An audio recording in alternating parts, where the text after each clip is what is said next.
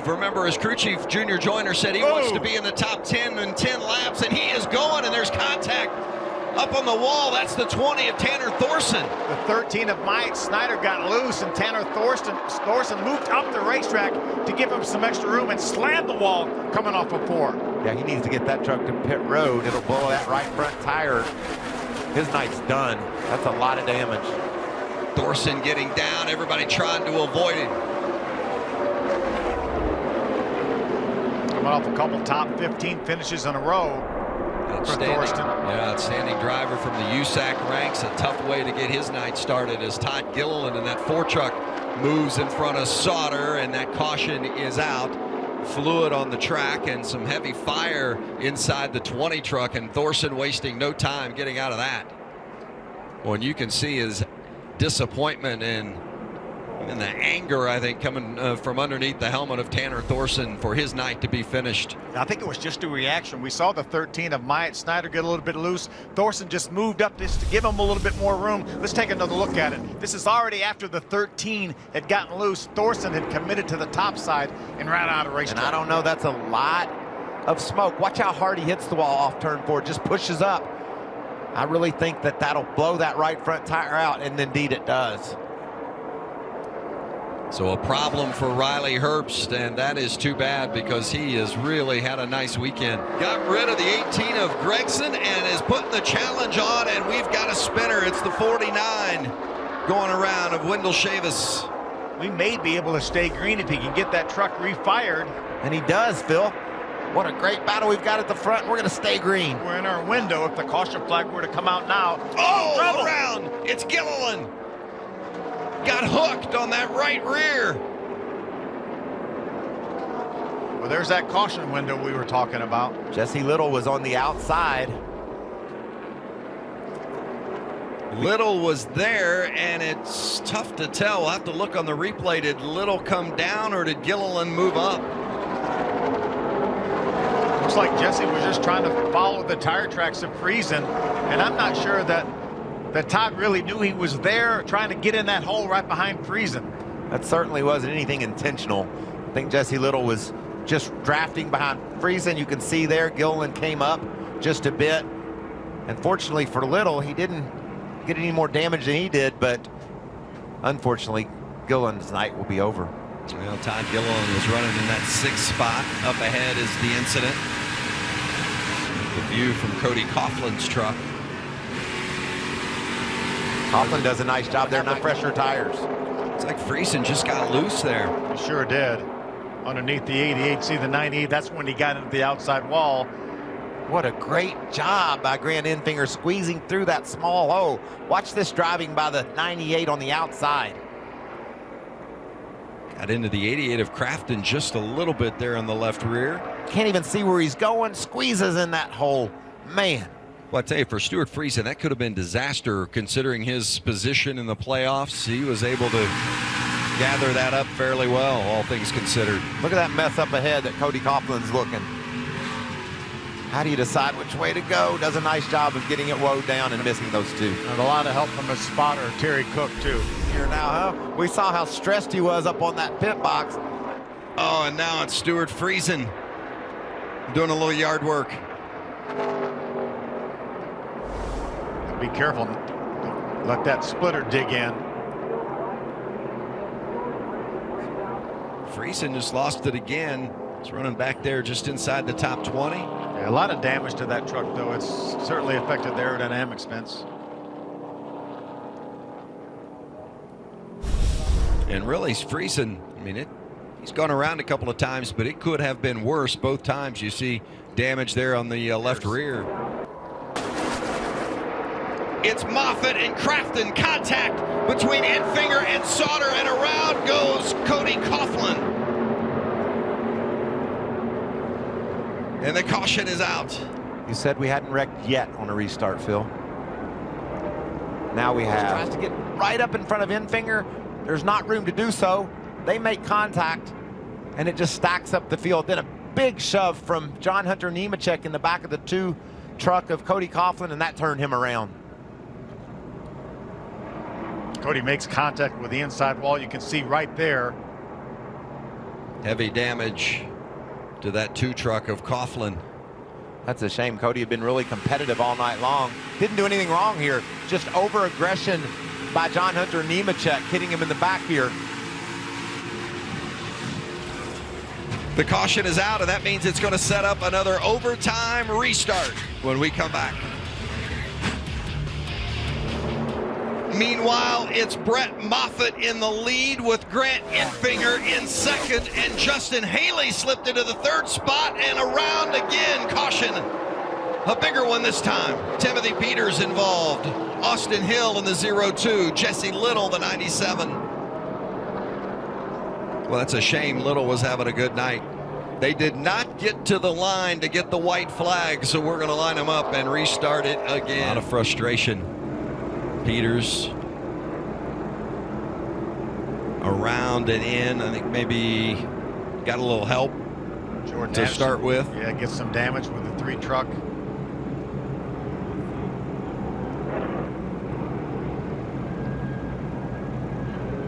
Look at Crafton squeezing inside of Rhodes, and there's Peters sideways.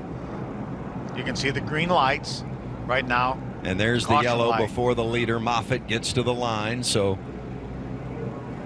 it's the indicator that we're going to line up and have a 3rd try at overtime. Meanwhile, they're going to park them. Sauter looks at the high line. Enfinger holding the bottom. Grant Enfinger off turn 4. Here he comes. He's going to do it. Grant Enfinger wins at Las Vegas. Awesome. Great job, everybody. More to come. That's what I'm talking about. More to come. How about that, Happy Crew? He never made a lap in qualifying. Oh, wreck on the front straightaway. Sliding through the grass, the 5, that is Michael Annette. And Rick, that all started in the middle of 3 and 4 with Ryan Preece. We mentioned he had to start at the back of the whole entire field. He knows he has to go. He forced his way 3 wide in the middle. I don't think it was a bad move or a dirty move, but he had to make something happen. When he did, there wasn't enough real estate. They banged doors, and the 5 spun to the bottom, and you see the damage that the grass has done. Preece doesn't want to get out of the gas, nor should he. So he tries to squeeze in here 3 wide, and you're going to see instantly the 5 with a big wiggle comes up the racetrack. No room to correct, makes contact with the 18. Preece, a great save to keep his car going straight, sends Michael Annette through the grass. Those of this 5, I would assume his day's over. Yeah, right here, there's contact. And then, you know, without that grass, maybe the 5 car doesn't get damaged quite as badly. And one thing we're going to see when we go to Charlotte here in a few weeks, they've changed all that grass at Charlotte is now, you know, artificial. And that's something all the racetracks are going to have to look at, because that may not happen with that new stuff that's at Charlotte Motor Speedway. Yeah, a turf that has been put in at Charlotte obviously wouldn't dig in like it did there to the grass and dirt. Michael Annette climbing out of the 5. Early caution here in Vegas. Look at how close to wrecking this is. We entered high, like we keep talking about. It's the right thing to do, and just free on corner entry, and the wall kept him from spinning out again, and I don't think he has much damage. What do you think, Steve? No, I'm surprised. It's not much contact. And just for the record, the wall didn't keep him from wrecking. He wrecked. The wall just didn't keep him from spinning out. The wall didn't keep him from spinning out, but I mean, what a save. And then behind him, the 9 of the 7 car is battling some handling issues. They were extremely loose early on. They're too hard into the wall in turn 4.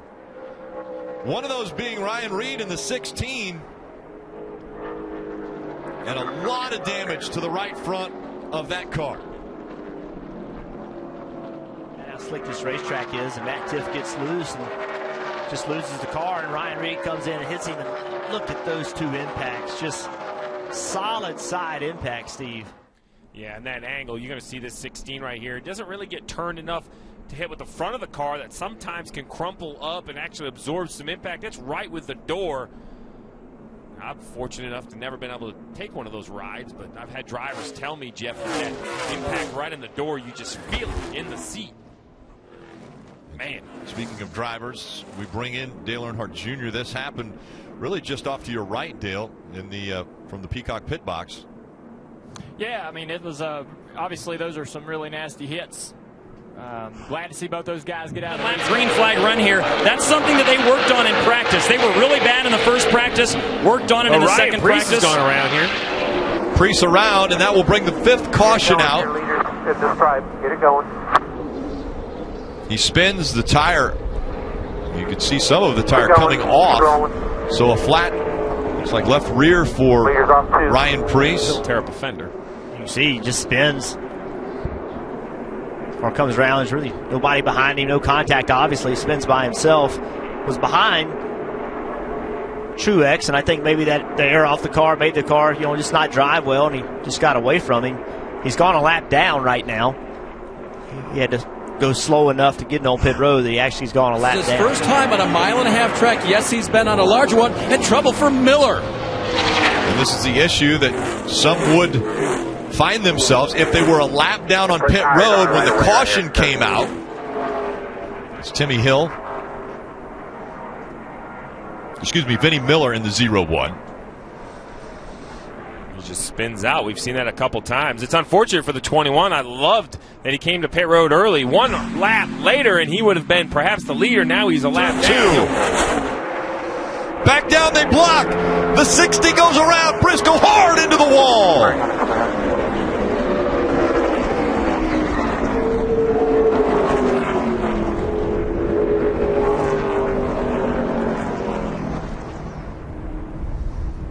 And the window net coming down. He sees the flames coming out in the engine, and Briscoe. Yeah, his window's net down. He's getting out. Chase climbing out quickly as the safety crew gets to him. You knew it could continue. There's no way you can race 3 wide that aggressively without somebody losing control. He hit that wall kind of at an opening where the rescue personnel come out onto the racetrack. To restart, everybody's very aggressive. Contact with the 9 and the 20 in front of Briscoe, and just got into that curvature of the wall, the inside wall. Yeah, this is going to show you just how hard this impact was. Oh. That's something the tracks have to continue to look at. How can we get those curves out of the walls? You want to be able to have access for personnel, safety personnel, to quickly get to the drivers, but you can see that access point creates a bad point of impact. Safer barrier doing a great job, but it's just that angle of impact that's so bad. Think about that. All 4 tires once again off the ground on this about 3,500-pound race car.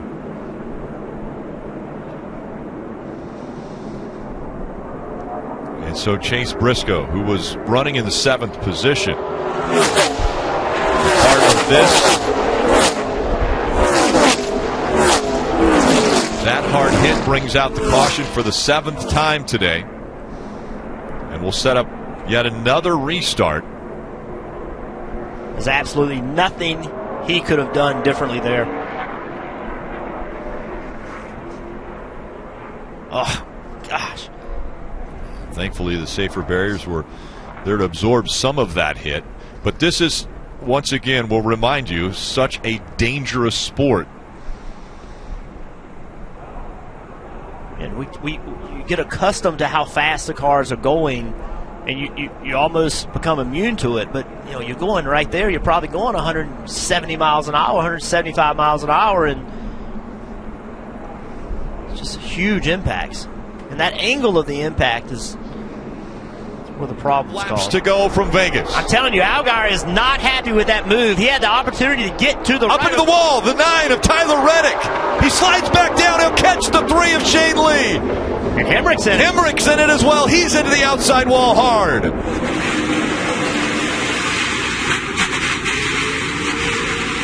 There were some big blocks thrown down the front stretch, and eventually it made contact, and around went the 9. Just off from turn 4, you're going to see Tyler Reddick right here, Brandon Jones right behind him, and look at the run Brandon Jones get. Tyler blocks one way, then comes up the racetrack, tries to block again, slight contact, and as soon as he hits the wall, now the deck lid's off the race car. He comes down, and then look at this back and collects the 21. Another hard hit. Richard Childers, 2 cars wreck in one corner. J.J. Yaley in 38 also involved. Yeah, this last block by the 9 car. Usually you get away with 1. Yeah. Right. Usually the one direction works. More than not, the second block, it's just timing. Right now you're a step behind.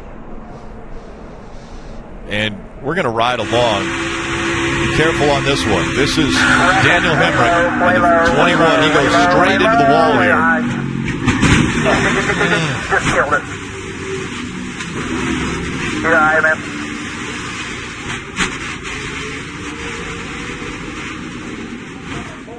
This is a battle for the 4 spot.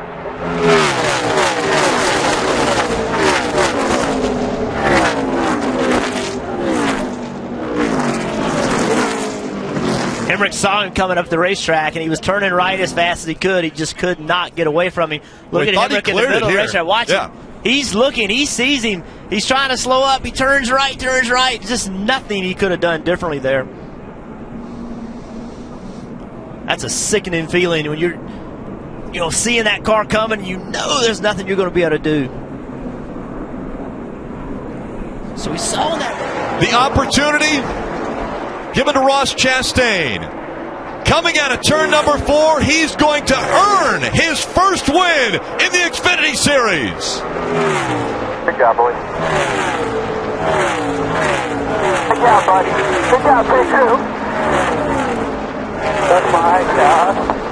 Thank y'all so much. Can't thank y'all ever. My whole life and everything getting up.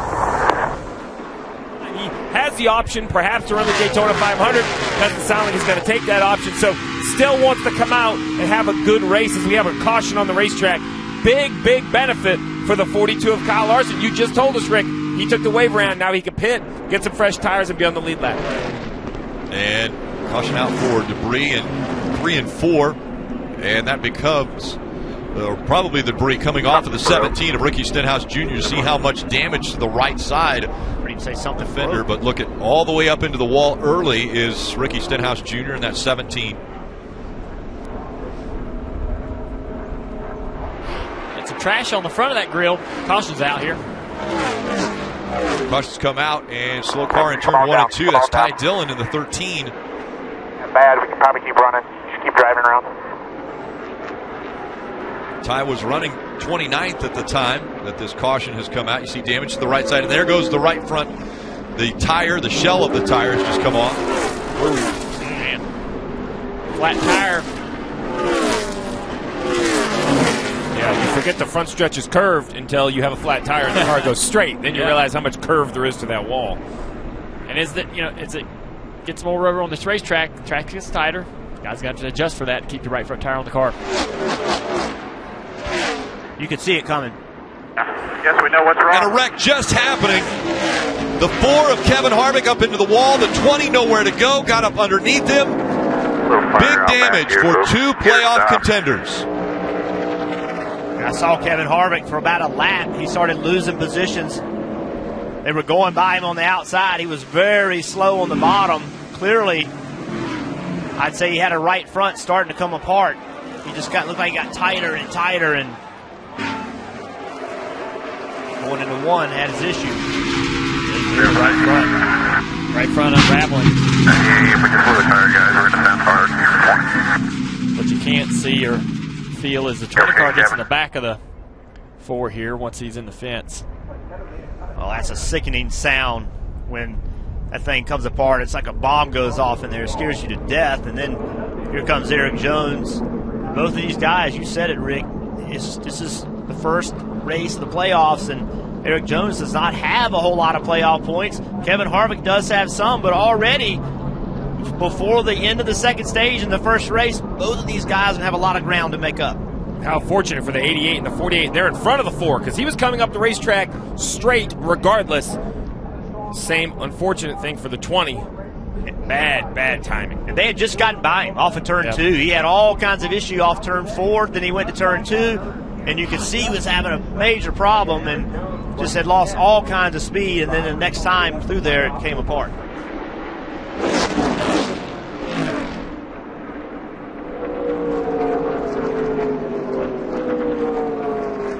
Caution has just come out. William Byron, a lot of damage to the right side of that car and the rear.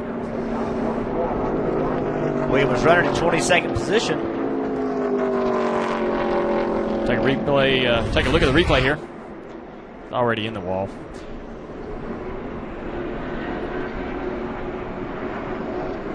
Didn't get to see exactly how that started, but he made hard contact with the right rear quarter. It's going to hurt the side force on that car, and if they can't even get going. Recover from one slow pit stop, and Chase Elliott back up running 6th. Big hit by Jamie McMurray. Into the wall he goes. Catches the 9 of Chase Elliott. McMurray sliding up the track. Now back down into the traffic. All you got. But McMurray and the back end of that car gone. Window net is down. And look at the damage to Chase Elliott. Wow. Battling for 5th position. Yeah. Looked like the one turned around, like the left rear tire. Yeah, the spin was so fast. It looked like he had an issue. Contact with the wall that Jamie was worried about. Pretty significant contact right there. Wow, man, it's a big hit. So, I'm assuming that cut the right rear tire. It's got a big tire rub now. You see some wisps of smoke out of the right rear. Now, right here, look at this, to the bottom, and watch how quick this car turns around and up the racetrack. Chase Elliott just absolutely nowhere to go. Somebody sitting at home saying, why didn't he just turn left? Well, the cars don't turn that quickly. You cannot get it slowed down and turn left quick enough to avoid that. You can see how quick the one goes around from this shot. And there's Chase. He knows it's coming. There's just absolutely nothing he can do. Yeah, just like Eric Jones earlier today. The speed of these cars in the corner and the grip that this track, or the lack of the grip this track has, there's nothing you can do. And the more you try to slow down with the brakes, the less it'll turn. It's just sometimes there's nothing you can do, and that was the case with Chase Elliott.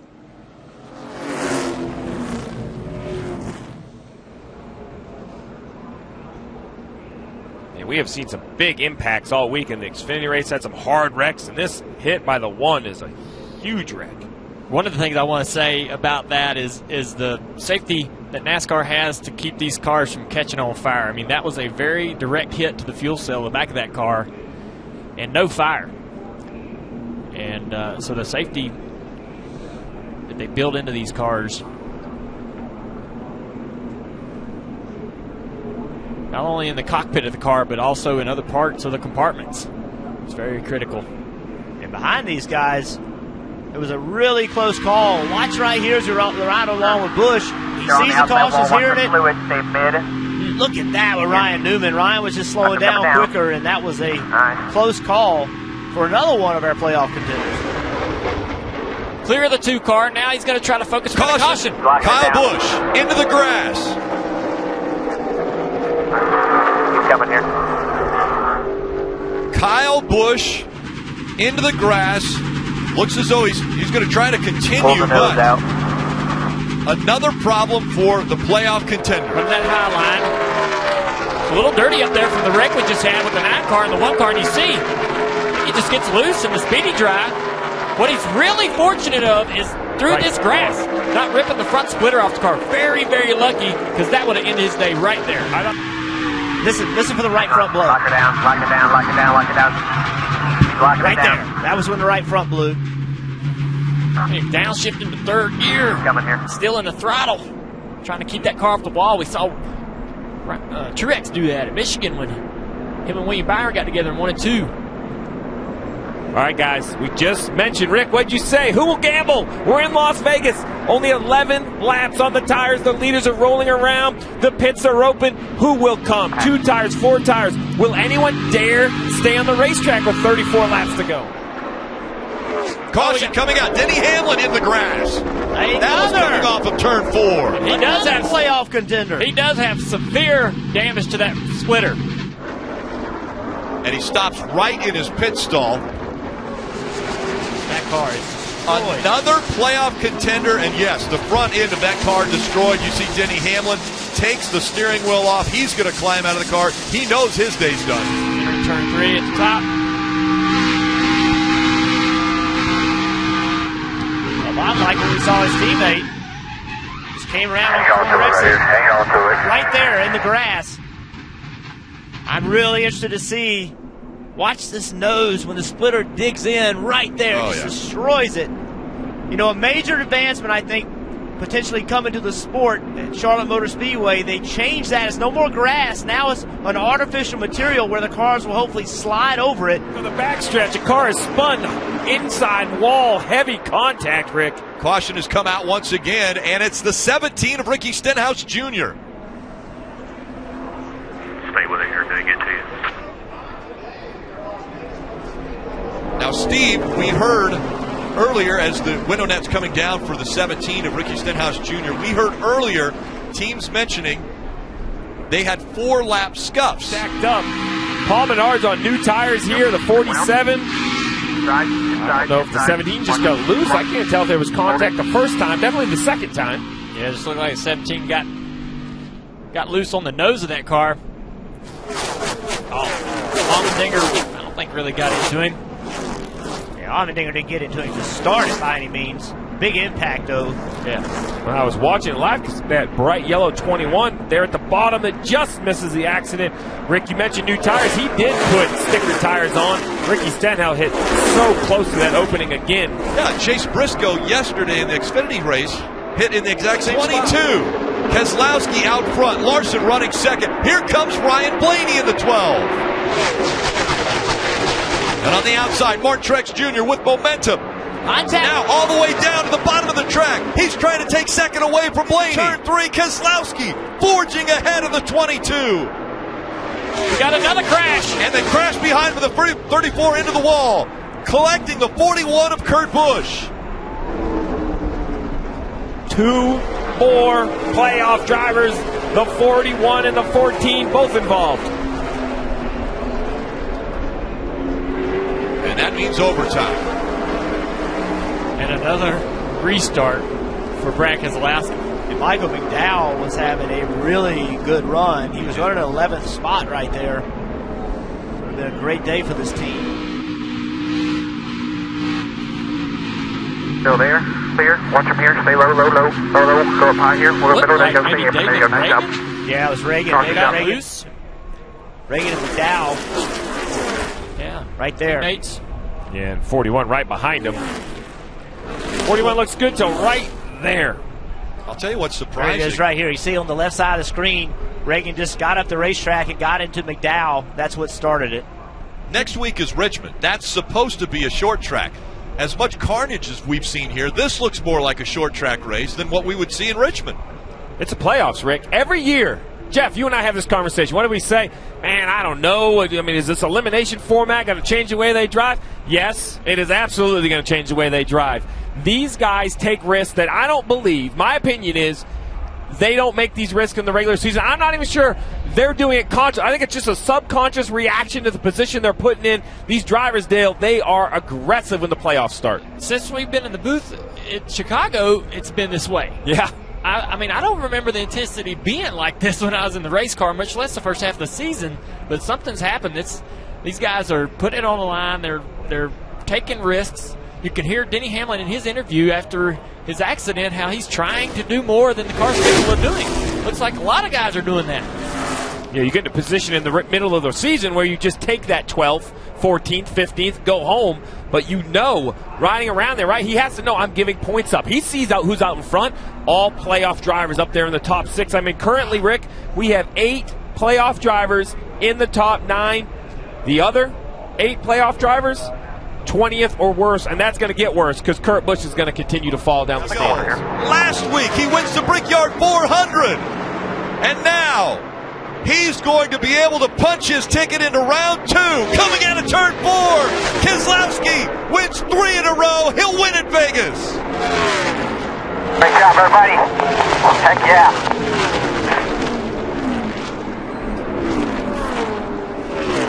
We wondered who would win the 500th race for Team Penske. It has been decided.